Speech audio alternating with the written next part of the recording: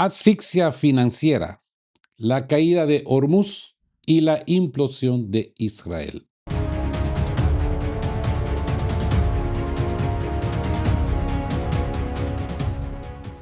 Bienvenidos de nuevo a De qué hablan Geo. En la primera entrega de esta saga especial de 2 volúmenes, trazamos la radiografía táctica y operativa de un frente de batalla que ha comenzado a desmoronarse a pasos agigantados.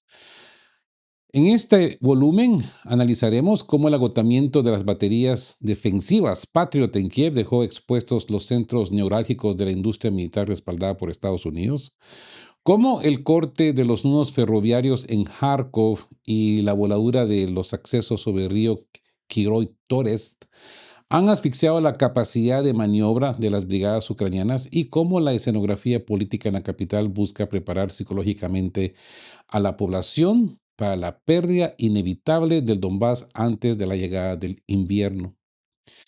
Sin embargo, reducir esta contienda a una serie de choques tácticos en la línea de contacto sería caer en un error de apreciación garrafal. Las guerras modernas, amigos, de alta intensidad entre grandes potencias y sus apoderados no se ganan ni se pierden únicamente por la toma de una trinchera o por la pérdida de un poblado en la vanguardia.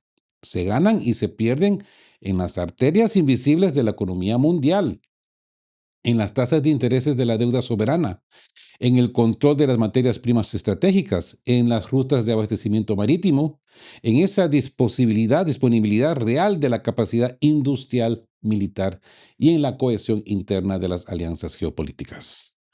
Hoy, en este volumen número 2, nos adentramos en la dimensión estructural de la crisis. Analizaremos la quiebra financiera irreversible del Estado ucraniano tras la paralización total de sus exportaciones por el Mar Negro, la estrategia extractivista impulsada desde Washington para tomar posesión de las reservas de tierras raras y minerales críticos a modo de cobro de deudas, y el repliegue estratégico de la Fuerza Naval de Estados Unidos en el Estrecho de Hormuz ante la amenaza del armamento hipersónico. Y finalmente, la crisis existencial y operativa que atraviesan las fuerzas de defensa de Israel.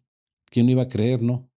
Cuyo desgaste humano y material amenaza con arrastrar consigo todo el dispositivo de dominación occidental en Oriente Medio.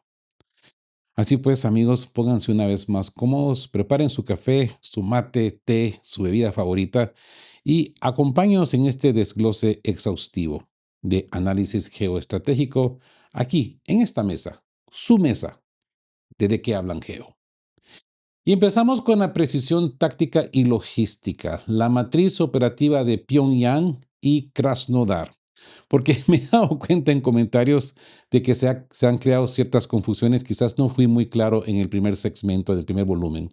Así pues que antes de abordar el colapso financiero y los teatros de operaciones adyacentes, es de estricta rigurosidad periodística y militar hacer una precisión fundamental sobre uno de los puntos de mayor debate y confusión que ha generado en el análisis de la primera parte: la presencia y el papel exacto de las fuerzas de la República Popular Democrática de Corea en este escenario.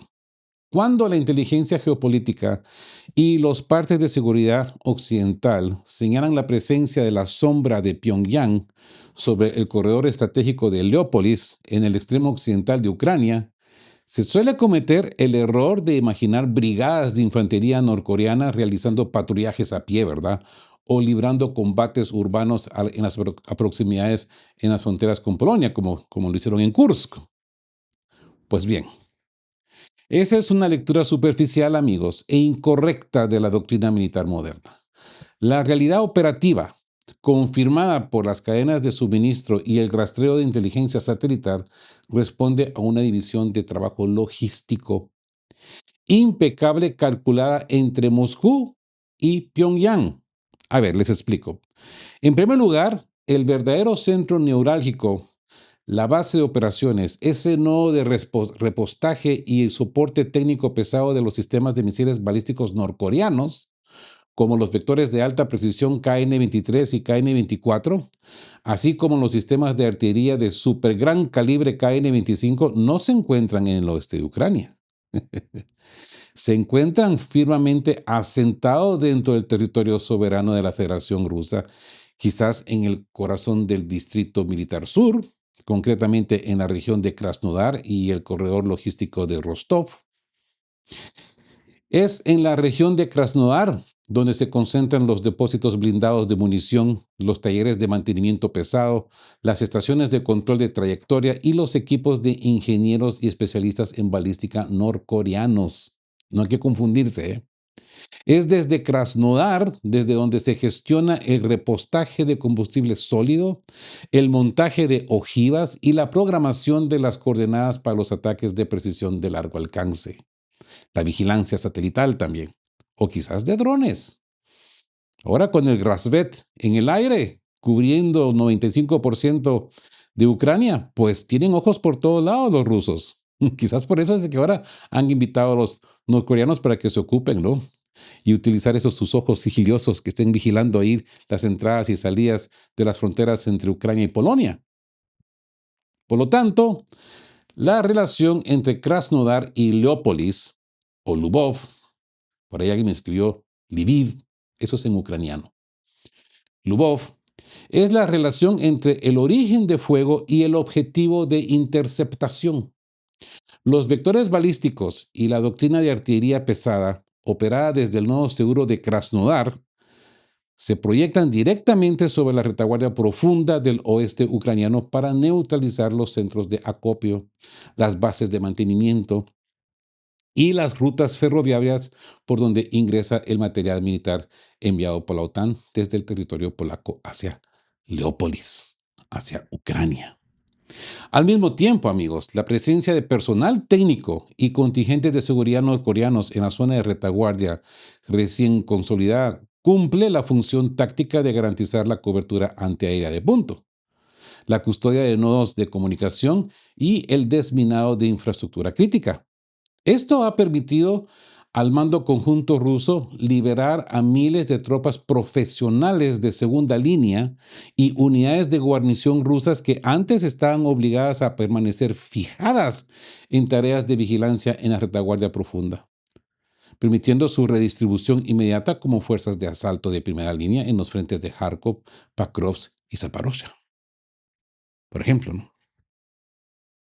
O se van a dedicar a otra ciudad, siempre en Krasnodar, ya con los norcoreanos bien preparaditos ahí y bien con sus instrucciones, pues le dejan Leópolis a los norcoreanos y quizás los rusos desde ahí empiezan a enfocarse más hacia Sumy, Kharkov o los puentes del río de Dnipropetrovsk, de Dnipro. Leópolis, en consecuencia, es el teatro de disuasión política frente a la OTAN y el área de neutralización logística. Krasnodar es la columna vertebral operativa, la base de repostaje y el corazón de la ingeniería balística. ¿Ok? Así que, aclarada esta distinción estratégica, podemos comprender con total claridad cómo se articula la pinza militar y la económica sobre el bloque occidental. Espero que esto haya clarificado esa confusión, amigos. Y bueno, pasemos a la asfixia financiera, la caída de Odessa y el pánico de los acreedores. Ahora el epicentro de la parálisis económica, ¿verdad? Tenemos que entrar de lleno a esto. Para que un Estado en guerra pueda sostener la movilización de sus tropas, el pago de salarios públicos, la compra de combustible, que escasea en Ucrania en estos momentos, y el mantenimiento de sus servicios básicos requiere de dos elementos indispensables: ingresos fiscales propios mediante exportaciones o un flujo ininterrumpido de subsidios y crédito externo. Ucrania ha perdido ambos y de forma simultánea. La fase más reciente de la campaña de bombardeos tácticos rusos, que continúa, no se ha limitado a golpear subestaciones eléctricas o depósitos de combustible en la línea del frente. Se ha concentrado con una precisión quirúrgica en destruir la totalidad de la infraestructura de transporte multimodal que conectaba el país con los mercados internacionales. El hito decisivo en esta estrategia de asfixia ha sido la destrucción definitiva del puente de Zatoka en la región de Odessa. En varias ocasiones hemos señalado a este puente que ha sido atacado, pero la mayoría de veces siempre ha sido solamente dañado, lo reparan fácilmente. Y hasta el momento, los rusos no han utilizado algo de gran calibre para destrozar completamente el puente. Y quizás no tengan la intención de destruirlo por completo, pero quizás de mantenerlo bloqueado sistemáticamente, ¿no? Un día sí, un día también, ¿verdad? Todo esto, este puente está en la región de Odessa. Esta obra de ingeniería no era simplemente una vía de tránsito vehicular y ferroviario. Constituía la arteria principal que unía los puertos del sur de Ucrania con la frontera de Rumanía y los puertos fluviales del río Danubio, como Ismael y Reni. Con el colapso del puente de Zakota y los ataques continuos con drones marinos y misiles KH-59 sobre las instalaciones portuarias de Chornomorsk y Odessa, la capacidad del país para exportar grano, hierro, acero y productos agrícolas por vía marítima ha quedado reducida a cero.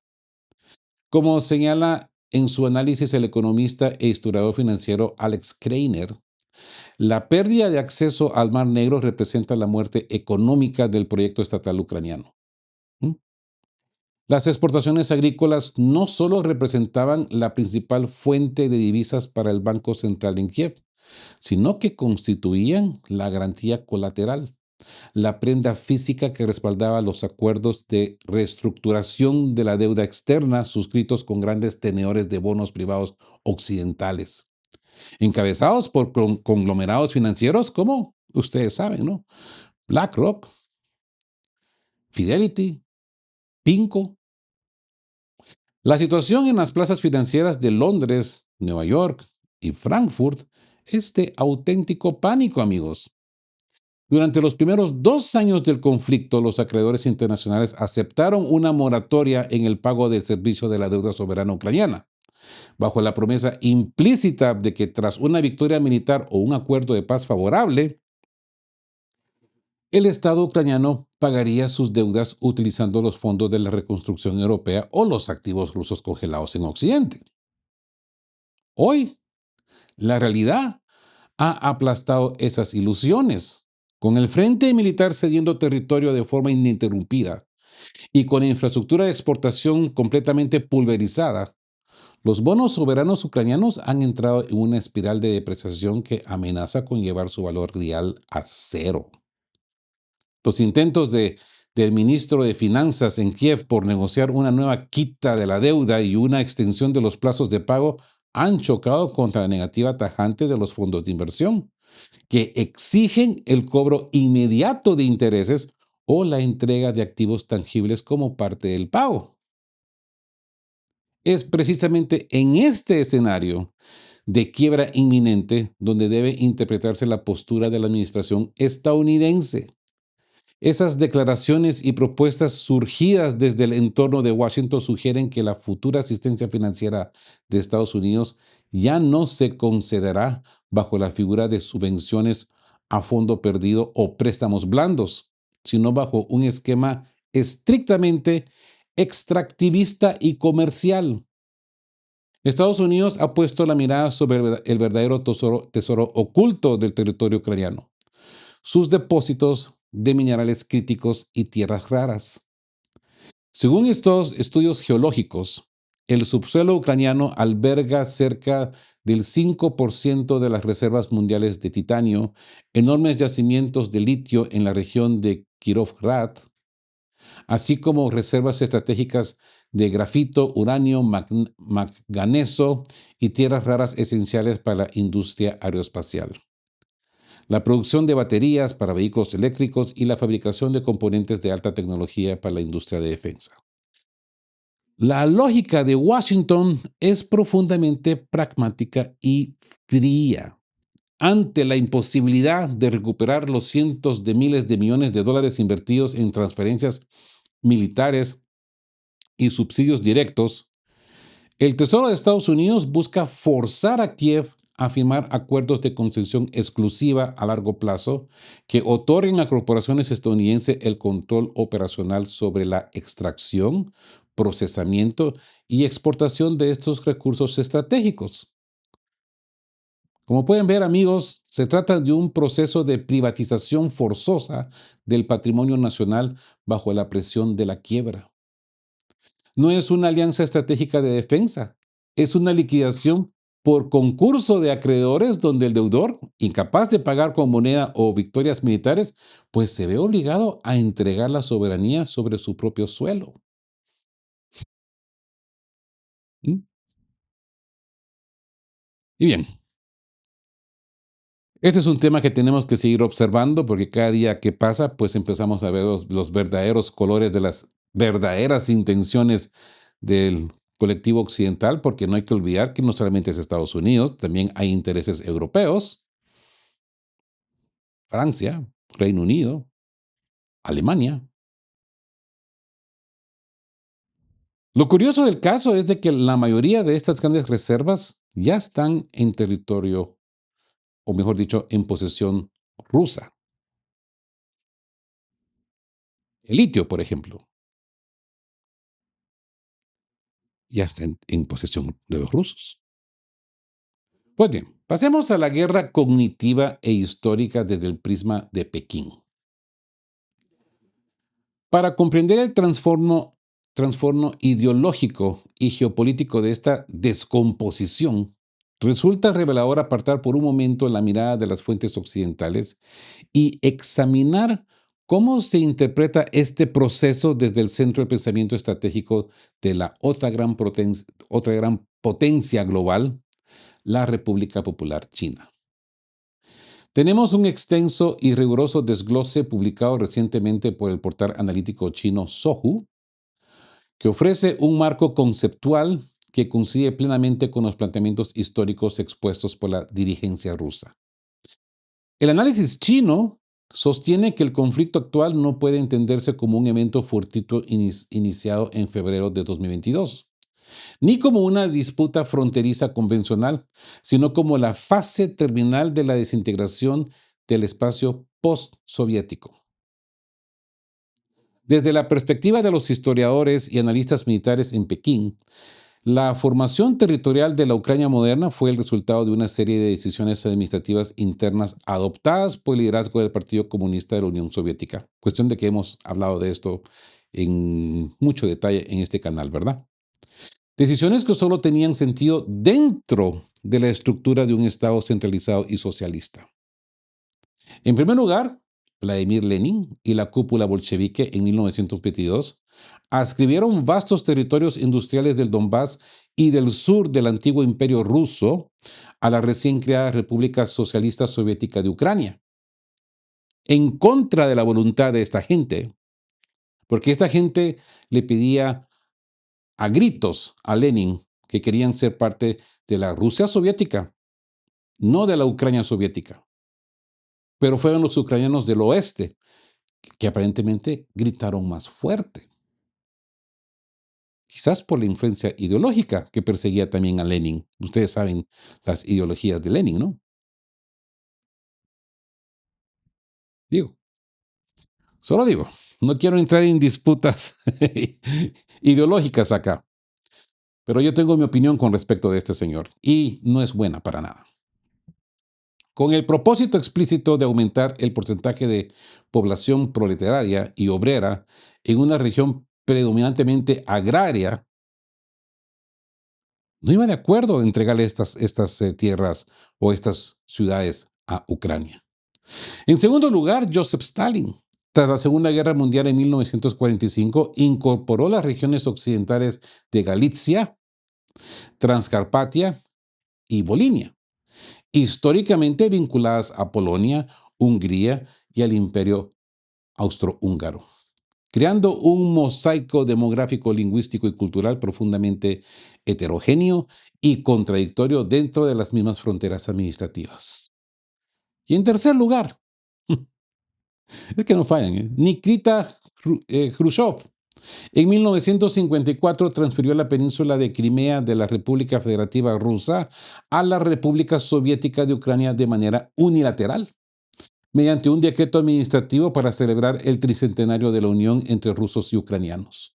en un gesto puramente simbólico que jamás previó la disolución de la Unión Soviética. El informe de Sohu destaca que mientras existió la estructura de poder de la URSS, estas demarcaciones eran irrelevantes porque todas las regiones respondían a un mandato político, económico y militar único asentado en el Kremlin. Sin embargo, tras la disolución de la Unión Soviética en 1991, el nuevo Estado ucraniano heredó unas fronteras sumamente complejas sin contar con la cohesión histórica ni la madurez institucional necesarias para gestionar una población dividida en sus lealtades culturales y geopolíticas. Otra vez, en 1991 se creó este mismo error, donde les cuento que yo conozco gente que vive ahí, que me decían, Rodolfo, a nosotros ni nos preguntaron. Para el ucraniano de esa área, eso es ilegal. Y les digo una cosa, hay muchas ilegalidades en la construcción de la Federación Rusa. Muchas ilegalidades que hoy están saliendo a luz y que el pueblo ruso está gestionando. No, no estoy hablando de la Duma, no estoy hablando del sistema legal ruso, estoy hablando de la gente de a pie que está cuestionando estas cosas. Hay muchos documentos oficiales que supuestamente asentaron la Federación Rusa que no están ni siquiera firmados, o sea, no tienen validez. Pero bueno, esto es más complejo, ¿no? Pues bien, la tragedia estratégica de Kiev, según el análisis chino, consistió en permitir que la diplomacia occidental instrumentalizara esa fragilidad interna a través de la financiación de las revoluciones de colores. En 2004, ¿se dan cuenta? Los chinos están conmigo también. Yo siempre he dicho que este conflicto, este rollo, empezó en el 2004. Y es en el 2004 que los rusos tuvieron que tomar acción para prevenir todo este gran desastre. A sabiendas que ese presidente pseudoelegido de la Revolución Naranja era esposo de una agente de la CIA. Ahí ya estaban todas las banderas expuestas y los rusos no tomaron acción. Y 2014. Estados Unidos y la Unión Europea promovieron la toma del poder por parte de facciones ultranacionalistas que intentaron imponer un proyecto de identidad nacional excluyente, antirruso y subordinado a la estructura de la OTAN. Interesante, ¿no? Al romper de forma violenta el equilibrio histórico que exigía que Ucrania funcionara como un puente neutral entre Oriente y Occidente, la élite política de Kiev provocó la reacción inevitable de su vecino estratégico. La lección que extrae Pekín de este proceso es contundente. Cualquier proyecto estatal que intente sostenerse como un bastión militar extranjero contra su propia geografía e historia está condenado a la fragmentación territorial y a la ruina económica. El intento de la OTAN de utilizar a Ucrania como un instrumento para desestabilizar a Rusia ha terminado destruyendo al propio instrumento. Y bien, con esto pasemos al bucle de Hormuz y el repliegue silencioso en el Golfo Pérsico, porque mientras el tablero de Europa del Este consume de manera acelerada los arsenales y la capacidad financiera del bloque occidental, porque eso es lo que realmente está sucediendo, no solamente son balas, también es money money que pagan los europeos día a día. La verdadera pesadilla geoestratégica para Washington se despliega simultáneamente en las rutas marítimas de Oriente Medio, un teatro de operaciones donde la superioridad naval de Estados Unidos ha recibido un golpe demoledor. La atención del mundo ha estado fijada en las crecientes tensiones entre Washington y Teherán. Sin embargo, un análisis detallado publicado por el periódico de pensamiento estratégico iraní Kayhan revela un patrón de comportamiento operativo que contradice abiertamente la retórica agresiva del Pentágono. Durante los últimos meses, la administración estadounidense ha emitido no menos de 10 advertencias formales y líneas rojas dirigidas a la República Islámica de Irán y a los integrantes del llamado Eje de la Resistencia, amenazando con intervenciones militares directas si se interrumpía el tráfico comercial en el estrecho de Hormuz o si continuaban los ataques contra las bases estadounidenses en Irak y Siria. Sin embargo, ninguna de estas 10 amenazas ha sido ejecutada en la práctica.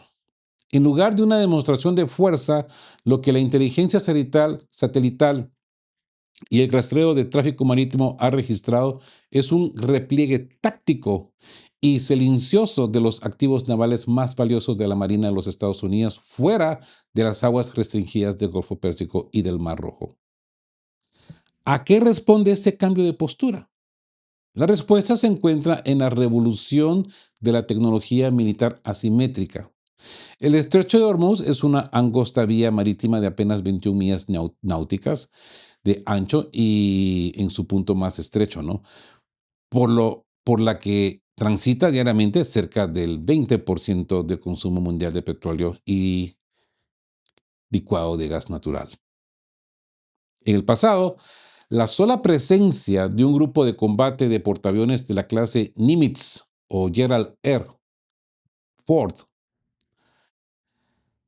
en las inmediaciones del Golfo Pérsico era suficiente para imponer la voluntad diplomática de Washington sobre los países de la región. Hoy, amigos, la ecuación matemática de la guerra naval ha cambiado de forma radical.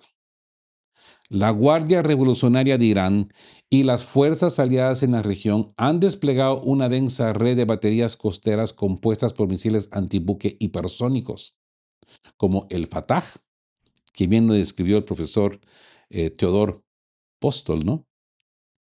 Y el Abu Mahdi, drones suicidas de largo alcance y enjambres de lanchas rápidas guiadas por inteligencia artificial.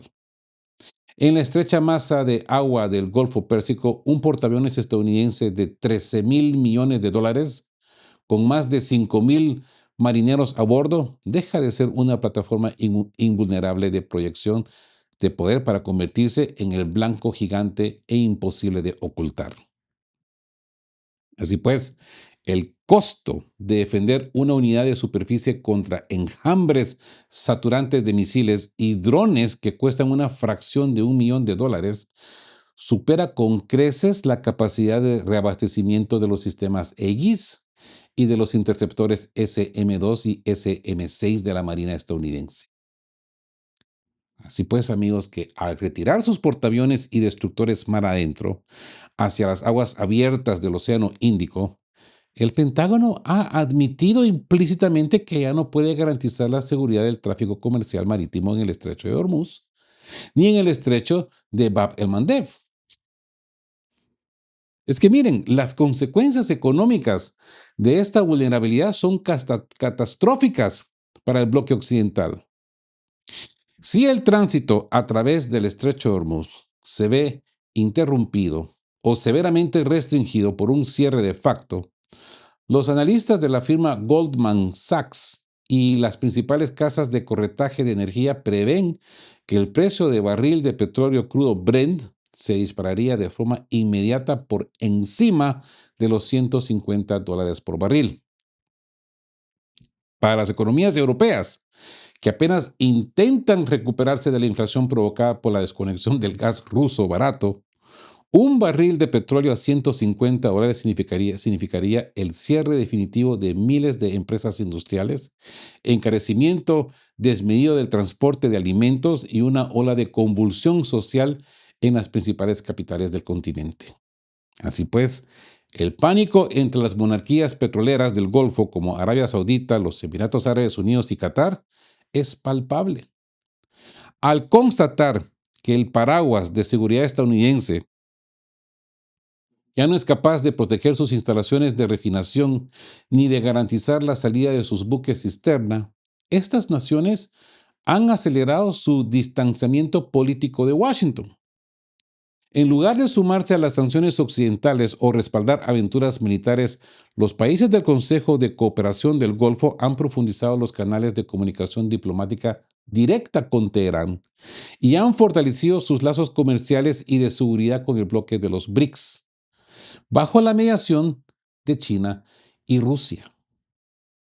El dominio unipolar en la región petrolera más importante del planeta ha llegado a su fin. Pero permítame, porque acá tengo una nota Déjenme ver si la puedo encontrar rapidito. Si la encuentro rapidito, se las paso así al tiro. A ver, borrador número 2. Poner atención a este mensaje en X.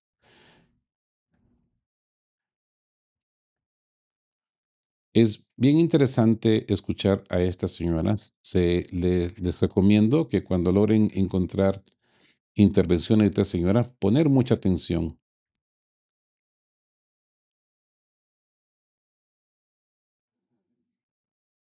A ver, estamos hablando de Catherine Austin Fitz. Es una banquera de inversión estadounidense, Catherine Austin Fitz. Y ella nos dice, si volamos a los eventos después del 11 de septiembre y recordamos las palabras de Wesley Clark sobre los Estados Unidos planeando invadir 7 países en 5 años, creo que se refería a países cuyos bancos centrales no apoyaban la idea del dinero programable y cuyos sistemas de gestión no encajaban con el modelo que yo llamo el modelo Rockefeller-Rothschild, como resultado de la historia de Epstein. En mi interpretación, en ese momento se estaban haciendo intentos de establecer el control sobre los bancos centrales de estos países. A lo que, esto es de una entrevista de Tucker Carlson. Aquí ustedes tienen el video. ¿Y crees que esa es precisamente la razón por la que ahora hay tanta tensión en torno a Irán? A lo que ella responde, sí. En mi opinión, Irán es hoy la principal filtración en este sistema. Espera. Así que no se trata del programa nuclear, pregunta Carlson. Ella responde, no. Entonces, ¿de qué se trata? A lo que ella responde, poner atención, porque es bien fácil de seguir. El Banco Central de Irán es de gran importancia, en gran parte porque los recursos petroleros y energéticos iraníes juegan un papel importante, incluso para China. Esto también es importante para los países de los BRICS. Lo que los BRICS están tratando de crear son sistemas de pago independientes, pero si van a implementar dinero programable vinculado a identificadores digitales que son globalmente compatibles y gestionar centralmente ese dinero en cada jurisdicción, entonces no pueden permitir la existencia de estas filtraciones, como el Banco Central de Irán. Wesley Clark, amigos, es un general del ejército de los Estados Unidos.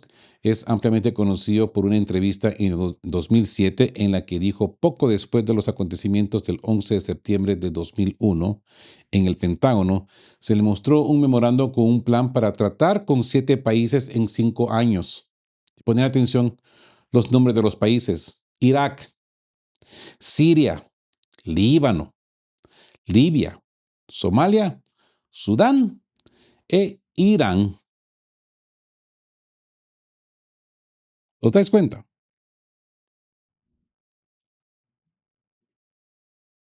Como les digo, las intervenciones de la señora siempre son muy importantes de comprender y tener en mente. Y como yo siempre les he dicho, siempre hay que seguir al dinero. ¿Quién se beneficia de esta guerra? Ahora ya sabemos, como siempre, ¿no? Las guerras son auspiciadas por los banqueros. Pues bien, pasemos al imperio sobre arena, ese colapso interno de las FDIs, Fuerzas de Defensas Israelíes. Si la situación militar de la OTAN en Europa del Este es crítica y la posición de la Marina estadounidense en el Golfo es de repliegue, de pánico, de miedo, el eslabón más débil y fracturado de todo el sistema de las alianzas de Occidente se localiza en el Estado de Israel. Durante décadas, la doctrina militar estratégica de Washington consideró a Israel no solo como su principal aliado en Oriente Medio, sino como una suerte de portaaviones insustituible e inundible en el Medio Oriente. Una plataforma avanzada dotada de superioridad tecnológica e industrial capaz de disciplinar a la región sin requerir el despliegue permanente de grandes ejércitos estadounidenses. Hoy ese portaaviones estático terrestre se encuentra sumido en una crisis existencial y operativa que amenaza con provocar el colapso de todo el dispositivo defensivo regional. Amigos, documentos de evaluación militar filtrados y analizados por el portal de inteligencia especializado Masgred ofrecen una radiografía aterradora sobre el estado real de las Fuerzas de Defensa de Israel, las FDIs o IDF en inglés. 3 meses de combate ininterrumpido en múltiples frentes simultáneos: Gaza, el sur de Líbano, la margen occidental y las intercepciones de ataques con misiles y drones desde Yemen e Irak. Pues, en primer lugar, las FDIs enfrentan un déficit crítico e insostenible de personal militar. Según las estimaciones de la propia jefatura del Estado Mayor israelí, el ejército padece una escasez inmediata de más de 15,000 efectivos para cubrir las necesidades operativas de la infantería y las unidades blindadas. Este déficit no se debe únicamente a las bajas registradas en combate, sino a una tasa sin precedentes de desgaste psicológico, estrés postraumático y deserciones no declaradas dentro de las brigadas de élite que históricamente constituyeron la columna vertebral del ejército, como la Brigada Givati y la Brigada Golani. La población de reservistas que sostiene el funcionamiento de la economía civil ha sido movilizada en múltiples ocasiones, provocando la quiebra de miles de pequeñas y medianas empresas en Tel Aviv y Haifa y generando un malestar social insostenible. En segundo lugar, el desgaste del material pesado ha superado toda capacidad de reparación industrial. La flota de carros de combate marcaba Mark IV y vehículos blindados de transporte de personal Nemer ha sufrido pérdidas masivas por el uso de proyectiles en tándem y explosivos artesanales en entornos urbanos. Las plantas de mantenimiento militar israelíes carecen de los repuestos importados necesarios para reemplazar motores, transmisiones y blindajes reacondicionados, lo que ha forzado a las FDIs a canalizar tanques fuera de servicio para mantener operativas a las unidades de vanguardia. En tercer lugar, el agotamiento de los arsenales de munición aérea e interceptores antiaéreos. En el transcurso de las operaciones recientes, las Fuerzas Aéreas Israelíes han consumido más de 100,000 municiones guiadas de precisión, bombas de la serie MK-80 y misiles aire-superficie, vaciando casi por completo los depósitos estratégicos acumulados durante más de 2 décadas. Aún más grave es la situación de los sistemas de defensa aérea multicapa, los interceptores Tamir del sistema Cúpula de Hierro, así como los misiles Arrow y Arrow 2 y Arrow 3 diseñados para defensa contra misiles balísticos exoatmosféricos. Se encuentran en niveles de reserva mínimos. La capacidad de producción de la empresa estatal Rafael no puede competir contra el ritmo de lanzamiento masivo y saturante de cohetes, drones y misiles lanzados por Hezbollah y el resto de las fuerzas aliadas de la región.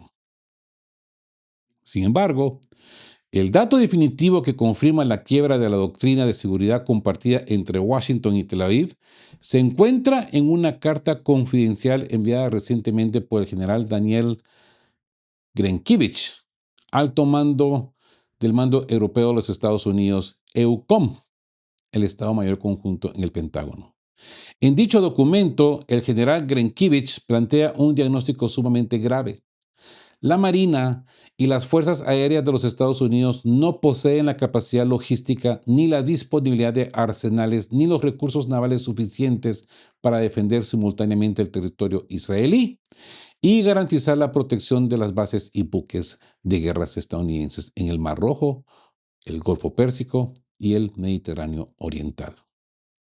El informe de EUCOM advierte que la tasa de consumo de misiles interceptores de la serie SM-2, SM-3 y SM-6 por parte de los destructores estadounidenses en el Mar Rojo está tan elevada que está agotando las reservas estratégicas destinadas a un hipotético conflicto de alta intensidad con China, por ejemplo, en el Océano Pacífico.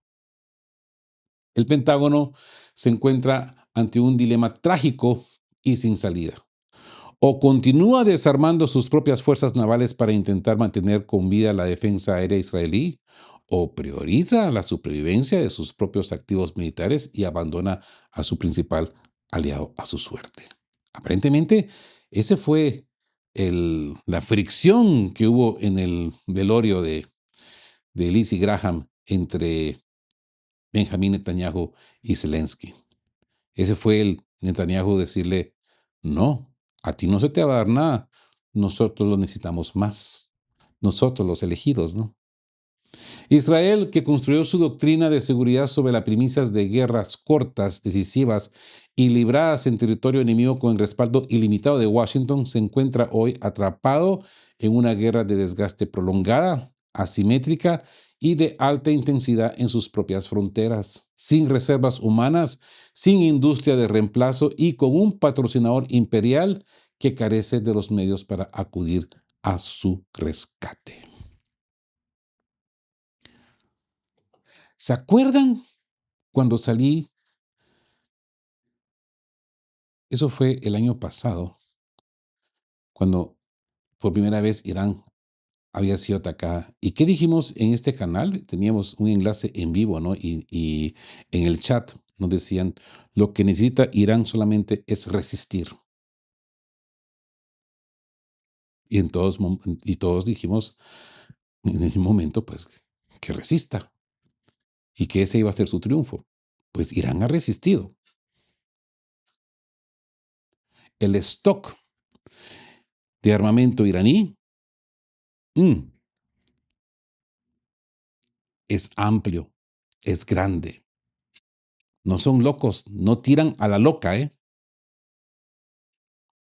Saben mantenerse, saben contenerse, saben protegerse. Tienen esa táctica mosaico que se activa independientemente.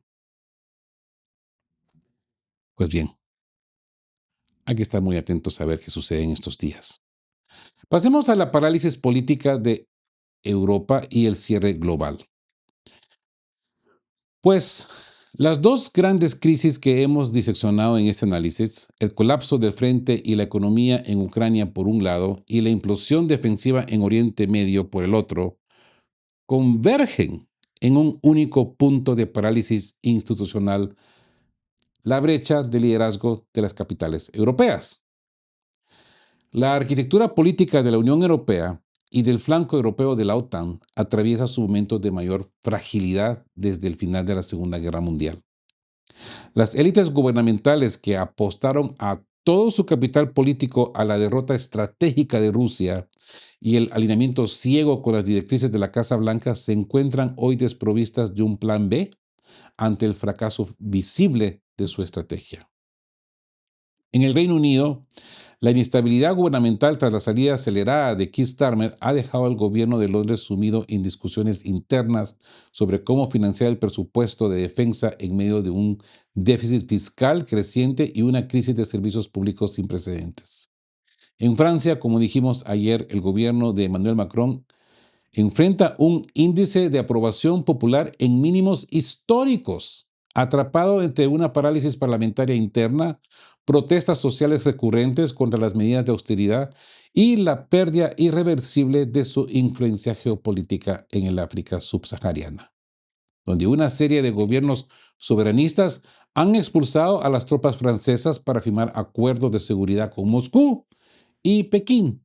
En Alemania, el corazón industrial del continente, el modelo económico basado en la energía rusa barata.